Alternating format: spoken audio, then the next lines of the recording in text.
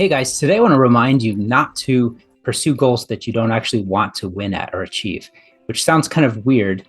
But if you think about it, it's like Nick Peterson says that nobody wins a race they don't want to be in the first place. We might charge after a goal because it sounds great at first, but then new information comes in or you realize things about something you're pursuing and you discover maybe at first kind of at a subconscious level and you haven't fully consciously accepted the fact yet, but you realize you don't actually want to be in that race, maybe because of some of the downside to your reputation or to the lifestyle or to the downsides that you weren't aware of at first. When you think about it, there's, happiness is not just one thing. Just like attention is not just one thing. Attention is a process of alerting and then orienting. And another aspect that psychologists talk about when it comes to attention is the executive mental functioning aspect of attention.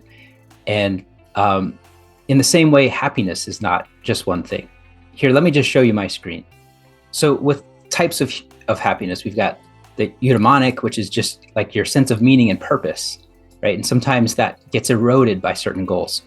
Evaluative, this is where you step back and you sort of make a judgment on your life situation. And in some cases, this is something that, might be absorbed from other people. At some point, you thought you wanted a super fast car. And then later, as you mature and you get into other things, you start to realize that that doesn't actually, for you personally, float your boat, that there's other things that matter more to you.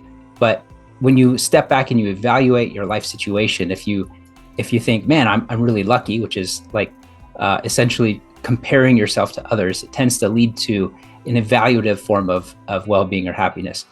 And then there's the hedonic form of happiness, which is this is the type of happiness most of us mean and that we're used to thinking about when we talk about happiness, which is just your day-to-day experience of positive emotional states. And that can come from something that ultimately lacks any meaning and purpose.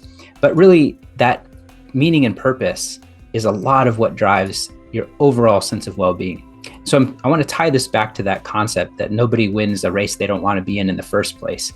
And my challenge to you this week is just to think about what's driving you as an entrepreneur. And if you haven't in a while done that sort of analysis to see, like, am I still pursuing a goal? Am I still trying to win at something that gives me some sort of meaning and purpose when I think about winning it? And it's okay if it's a stepping stone. Sometimes people tell me, look, I'm just trying to get to where I have enough cash in the bank for 6 months of covering payroll.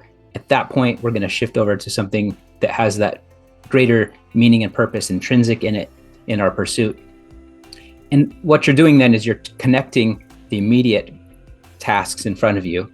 You're infusing those with meaning because it comes from another form of meaning that comes from later on. Now, you do have to be cautious with that. As they say, the road to hell is paved with good intentions. So you don't want to fool yourself forever thinking, yeah, one day I'll do something that gives me that intrinsic sense of meaning and purpose. But right now I'm just grabbing cash.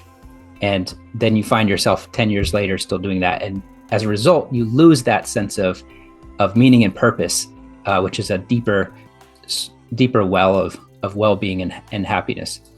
And so as you think about what I'm saying today, the core of it is just to pause long enough to ask yourself, knowing what I know now, would I start pursuing the same goal again? And if the answer is no, then what you've done is you've cleared some of the sunk cost bias, and in some cases just raised your awareness that, you know what, I do have more information, knowledge, or insight on certain things than I did when I started this journey, and it's okay to adjust, giving yourself permission to go after what you actually want, not what society told you should want or what you absorbed from someone else's goals. It can help to reset your focus in such a way that unlocks much higher productivity because you're tapping into that deeper source of meaning and purpose when you realign with your own true goals. Talk to you again soon.